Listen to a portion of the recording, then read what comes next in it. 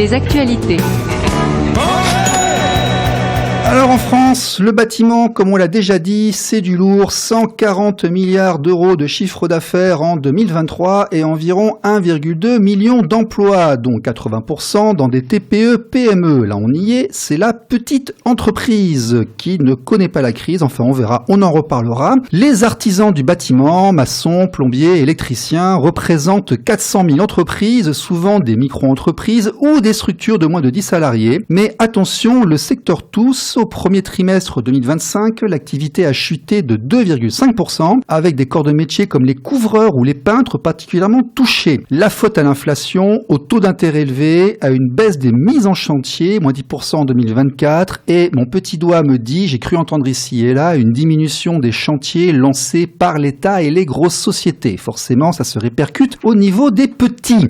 Mais créer sa boîte dans le bâtiment, c'est un pari audacieux mais accessible grâce à des organisations spécialisées. Et c'est là qu'on y arrive. Ces structures jouent les contremaîtres. Elles aident à monter un business plan, obtenir des financements, faire de la communication, naviguer dans la jungle administrative, licence, assurance, TVA, URSSAF, taxes professionnelles, Par exemple, un artisan qui lance sa TPE a besoin d'un investissement initial de 15 000 à 50 000 euros par an, ça dépend. Il faut voir, ce n'est pas que du service, il y a aussi du matériel et des outils, mais il peut viser un chiffre d'affaires à 6 chiffres s'il est bon dès la première année.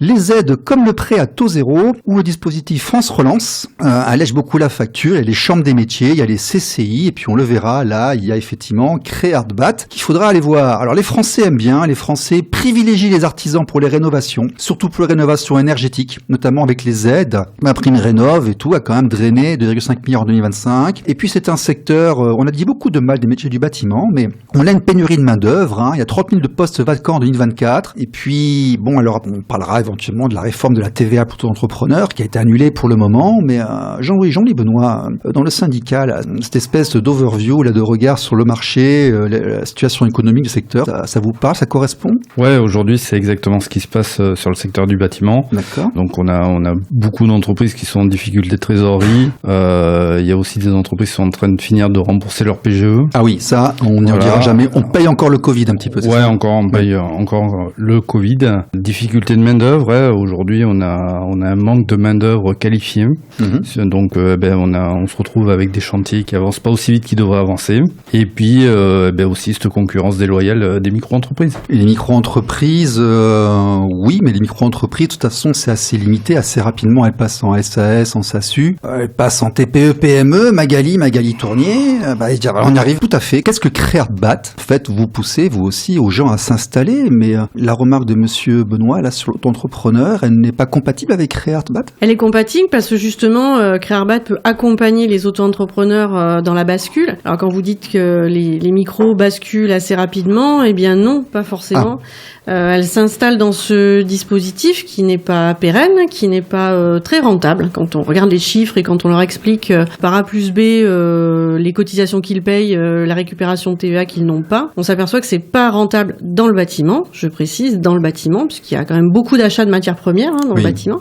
Donc, et qui dit achat matières premières, dit jouer avec la TVA. Voilà, jouer avec la TVA, et sachant que pour les micros, on paye des cotisations sur le chiffre d'affaires et non pas sur le bénéfice. Donc c'est toute une gymnastique fiscale qu'il faut comprendre. Ah oui, et puis là, c'est du service ou c'est de la vente? Parce qu'en micro, il faut choisir. Et oui, c'est pas pareil du tout. Il y a les deux. Et du coup, ça rend ce statut juridique absolument pas rentable. Et pas clairement, pour vous, très clairement, on n'est pas rentable du tout.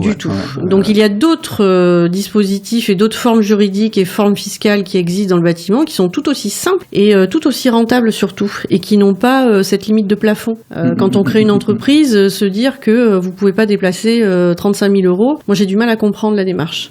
Ouais, et puis, comment dirais-je, est-ce qu'on apprend vraiment aux techniciens, aux manuels, dans les CFA ou dans les centres de formation, à devenir entrepreneurs? Et non. D'accord. Et donc, c'est là que vous intervenez? Voilà, c'est là qu'on intervient, parce que le geste professionnel, ils l'ont, il n'y a pas de souci. Par contre, le choix de la forme juridique, du statut de l'entreprise, la compréhension des cotisations fiscales, sociales, comment calculer son coût de revient, à combien je dois vendre mon travail pour que ma boîte soit rentable et qu'elle me rémunère à la hauteur de ce que j'attends, quelles sont les assurances, les obligations contractuelles, les devis, les conditions générales de vente. Tout ça, sont des éléments qu'ils ne connaissent pas et que l'on découvre dans dans Créarbat. Donc c'est très complémentaire et c'est le préalable à toute démarche de création dans le bâtiment. Eh bien écoutez, c'est Magali Tournier de Créarbat, qui est aussi secrétaire générale de la CAPEB 24, avec son président, monsieur Jean-Louis Benoît. Ne bougez pas, ce sont les invités de la semaine, c'est juste après ça.